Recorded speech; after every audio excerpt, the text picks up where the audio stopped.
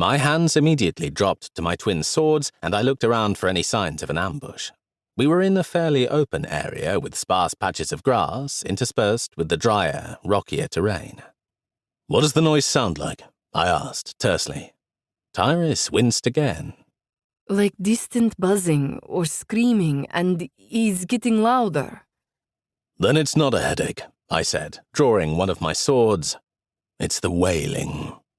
Her brow furrowed. "What?" "We need to get to the camp," I said, taking her arm and pulling her along. "Come on." Power surged into my scar as I held on to her, feeding its hunger and bolstering my strength and speed.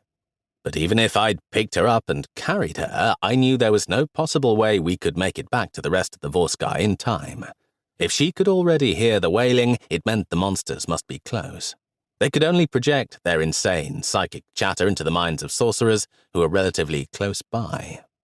But if we could just make it to the narrow passage between the hills that led out of this part of the valley, we could at least limit their advantage in numbers and perhaps— "Ah!" Tyrus cried out as she dropped to her knees and clutched her head in agony. I didn't even have time to help her up before we heard a screech from the foothills to our west, a screech that was joined by dozens of others like a pack of feral coyotes. The screech soon built to a crescendo, and then I spotted the tiny pinpricks of green light rushing toward us. "Shit!" I hissed, releasing Tyrus and drawing my other blade. The monsters were moving quickly, dozens upon dozens of them, suddenly only 50 yards away. Their gaunt, elf-like bodies and tattered armor were every bit as disturbing as the last time I'd faced them, as were their glowing green eyes. Raz's well-honed fighting instinct settled in, compelling me to drop into a defensive stance with both blades held outward. But I had a tool in my kit that the Sorekul Drakath had never known he had, and I took a deep breath and ignited my dragon blood.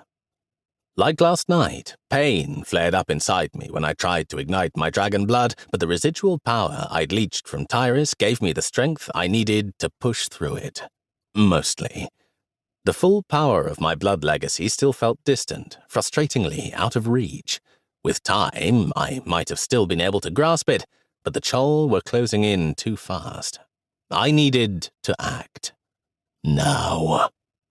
Growling in exertion, I enlarged my bones and transformed my flesh into thick black scales. In the span of a few heartbeats, I was half again the size and thrice the strength, my illusory clothes vanishing to bare my hulking frame.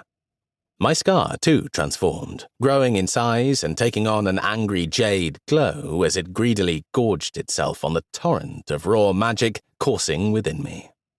As Rasmus, that normally brought a burst of strength, healing, and vitality, now my scar seemed to fight me, as if trying to drag me back into my elven body. I may not have been a full dragon, but that didn't mean I was helpless.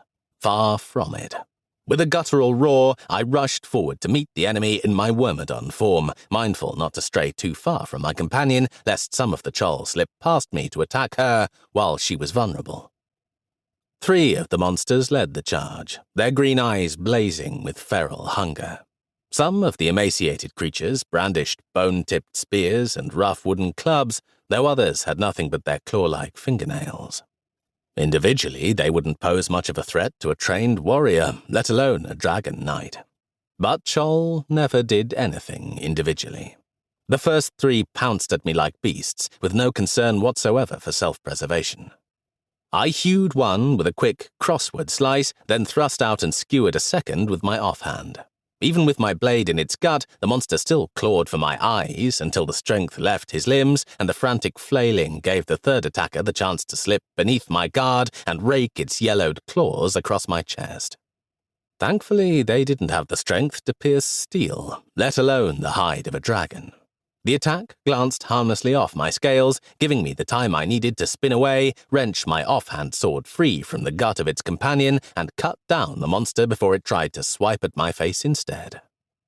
3 down, about 100 more to go.